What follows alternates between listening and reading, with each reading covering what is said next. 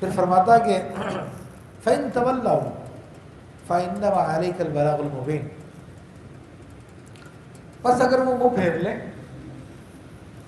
تو اے محبوب تم پر تو صرف کھلا کھلا پہنچا دینا ہے. یعنی اللہ تبارک و تعالیٰ اپنے حبیب علیہ السلام سے ارشاد فرما رہا ہے کہ آپ کا کام ہماری طرف سے پیغام پہنچا دینا ہے. اگر یہ منہ پھیر دیں تو آپ غم نہ کریں، کیونکہ ایک سچا آدمی ہوتا ہے اور جب وہ سچائی کے ساتھ ساری دلائل کے ساتھ کوئی بات سمجھاتا ہے تو پھر اس کو غصہ بھی آتا ہے اور غم بھی ہوتا ہے جب سامنے والا نہ مانے. ہمارا بھی اپنا تجربہ ہوتا ہے، کہتے کتنے بیوقوف آدمی ہیں، مانتا نہیں ہے، سب کچھ سمجھا دیا. بعض اوقات غم ہوتا ہے کہ عجیب بات ہے، میں نے تو سارا کام کر لیا پھر بھی نہیں مانتے، بڑے ڈھیٹ لوگ ہیں. تو اللہ تبارک و تعالیٰ نے اپنے حبیب علیہ السلام کو تسلی دی ہے، اور مبلغین کو بھی تسلی ہے اس میں کہ جو دین کی تبلیغ کرنے والے ان کا کام پہنچا دینا ہے، لوگوں سے منوانا نہیں ہے. ہوتا یہی ہوتا ہے کہ ہم لوگ جب تبلیغ کر رہے ہوتے ہیں تو اپنے منصب کو بھول جاتے ہیں اور اپنے اختیار سے باہر نکل کے لوگوں کے ساتھ زبردستی کرنا شروع کر دیتے ہیں. نہیں یہ کرو، نہیں یہ کرو، ہم نے بول دیا نا. تو ہمارا یہ کام نہیں ہے. ہمارا کام محبت کے ساتھ سمجھا دینا اور واضح طور پر سمجھا دینا ہے. تو یہی کام ہے.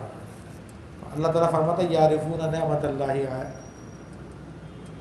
کہ اللہ کی نعمت پہچانتے ہیں یہ لوگ، جتنے بھی کفار و مشرکین ہیں، منکرین ہیں، آپ کی رسالت کا انکار کرنے والے ہیں، یہ سب کے سب اللہ کی نعمتوں کو پہچانتے ہیں.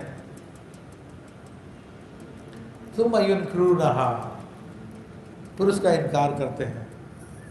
وَأَكْثَرُهُمُ الْكَافِرُونَ، اور ان میں سے اکثر کافر ہیں.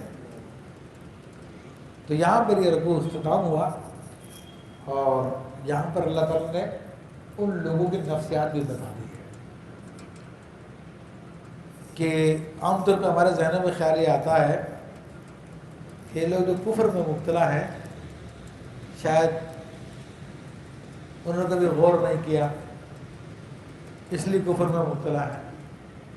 ایسی بات نہیں، وہ اپنی اپنی عقل استعمال کر رہے ہوتے ہیں اور جان بوجھ کر وہ زبردستی اس بات کر رہے ہوتے ہیں. ابھی کل یا پرسوں کسی نے مجھے ویڈیو بھیجی اور یہ جو عورت مارچ ہوا تھا اس کے حوالے سے، تو اس میں ایک لڑکے کا انٹرویو لے رہا ہے وہ، اور وہ عورت مارچ میں شامل ہے. تو انٹرویو لینے والا اس سے سوال کر رہا ہے کہ بھائی تم کیا کر رہے ہو، کہ بھائی 21ویں صدی میں ہم لوگوں جواب میں کہہ رہا ہم 21ویں صدی میں، وہ پرانی باتیں ہو گئی ہیں. اس نے کہا کہ مرد کا مرد سے، عورت کا عورت سے یہ جنسی تعلقات رکھنا کہ ہاں کوئی مسئلہ نہیں ہے، ہم 21ویں صدی میں ہیں. اس نے کہا تمہیں قوم لوط کے بارے میں نہیں سنا؟ قوم لوط پہ اللہ نے عذاب نازل کیا. کہاں مجھے معلوم ہے، مجھے پتا ہے. تو یہ سب کچھ جانتے ہیں، اس کے باوجود سب کچھ کرتے ہیں. اور ایک مسلمان ہونے کی حیثیت سے اس جو عورت مارچ ہوا اس میں معاذ اللہ جب کفریات بکی گئی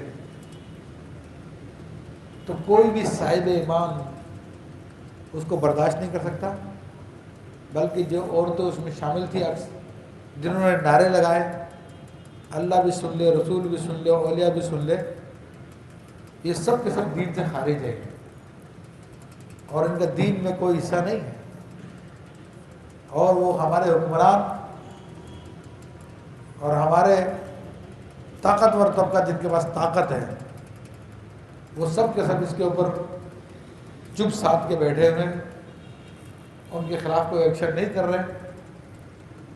ہاں مسجدوں کے خلاف ایکشن کرتے ہیں، مدارس کے خلاف ایکشن کرتے ہیں، اسمبلی میں بیٹھ کے صرف قوانین بناتے ہیں کہ کس طرح سے مسجدوں کو بننے سے روکا جا سکے، کس طرح سے مدارس کو بننے سے روکا جا سکے. باقاعدہ قانون پاس کر دیا. اب قانونی طور پر مسجد بنانا بہت مشکل ہو گیا، اب قانونی طور پر مدرسہ بنا کر رجسٹر کرانا بہت مشکل ہو گیا، ناممکن کے قریب کر دیا ہے. مگر ان کی جو قوم کے لوگ، جو عورتیں، جو اللہ بھی سن لے، رسول بھی سن لے، اولیاء بھی سن لے، وہ سب کچھ بکواسیں کر رہی ہیں، قرآن کا انکار کر رہی ہیں، رسول کا انکار کر رہی ہیں، خدا کا انکار کر رہی ہیں، ان کے اوپر یہ سارے کا سارا طبقہ، جو طاقتور طبقہ اسلحے والا، اس کی بھی میں بات کر رہا ہوں، اور جو اسمبلی کے اندر بیٹھا ہوا میں اس کی بھی بات کر رہا ہوں. ان لوگوں کے پاس نہ دینی غیرت ہے نہ ایمانی غیرت ہے. اب چپ ہو کے بیٹھے ہوئے ہیں، کوئی ایکشن نہیں ہے، کچھ نہیں ہے. تو بھائی تم بھی اقرار کر لو کہ تمہارا دین سے کوئی تعلق نہیں ہے، تمہارا تعلق اسلام کے دشمنوں سے ہے، کر لو اقرار کھلا کھلا. لیکن پتہ ہے کہ بیچارے عوام تو مسلمان ہے نا، ان مسلمانوں کو بیوقوف مسلمان بن کے ہی بنایا جا سکتا ہے، ویسے نہیں بنایا جا سکتا. تو بہرحال ہمارا کام تو سمجھانا ہے. وما علینا الا البلاغ المبین. یہ آیت آئی ہے کہ آپ پہ تو صرف کھلم کھلا پہنچا دینا ہے، تو ہم نے اپنی ذمہ داری پوری کر لی ہے. اللہ تبارک و تعالیٰ نے گمراہی سے بچائے. آمین بجائے نبی.